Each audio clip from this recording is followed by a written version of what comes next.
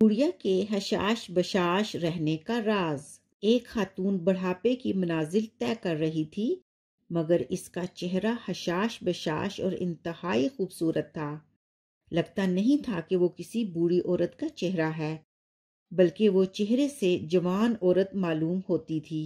किसी ने पूछा, आपकी उम्र लंबी हो चुकी है, बुढ़ापे के सहरा में आपकी जिंदगी का सफर जारी है, मगर ताज्जुब है कि आपका चेहरा बहुत ही साफ शफाफ है। आखिर आप क्या तरीका इख्तियार करती हैं जिसके बायस आपका चेहरा नौजवान औरत की तरह दिखाई देता है? बूढ़ी खातून ने जवाब दिया, बहन, ये वो तरीका है जिससे अक्सर व बेशतर ख़वातीन नावाकिफ हैं। मैंने ये नुस्खा कायनात के सबसे बड़े मुआलिज से लिया है, जिसके इस्तेमाल के बाद इंसानी ख्वाहिशात ख़त्म हो जाती हैं। हालांकि इंसानी ख्वाहिशात का लामतनाही सिलसिला ख़त्म होने का नाम नहीं लेता।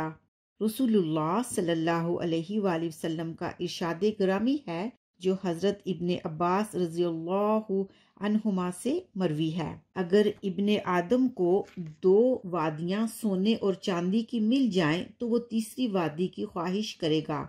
बात यह है कि इब्ने आदम का पेट सिर्फ मिट्टी ही से भर सकता है। मैं फिर हर रोज मेकअप करती हूँ। मेरे मेकअप की तफसील इस तरह से है। मेरे दोनों होंठों पर हक गालिब रहता है। मेरी आवाज की गुनगुनाहट जिक्र व अज़कार है। मेरी आंखों का मेकअप निगाह की पस्ती है। मेरे दोनों हाथों की सजावट एहसान है।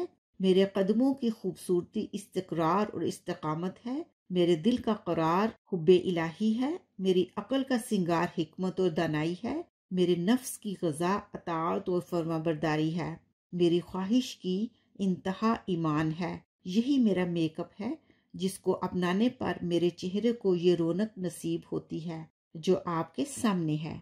शुक्रान।